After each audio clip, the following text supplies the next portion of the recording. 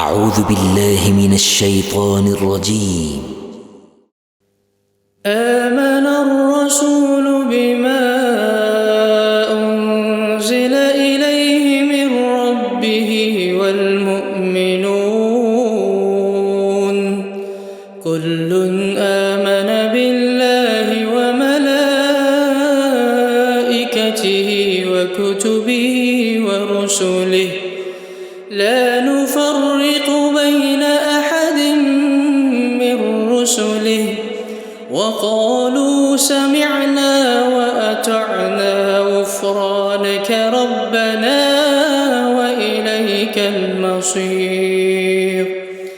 لا يكلف الله نفسا إلا وسعها لها ما كسبت وعليها ما اكتسبت ربنا لا تؤاخذنا إن نسينا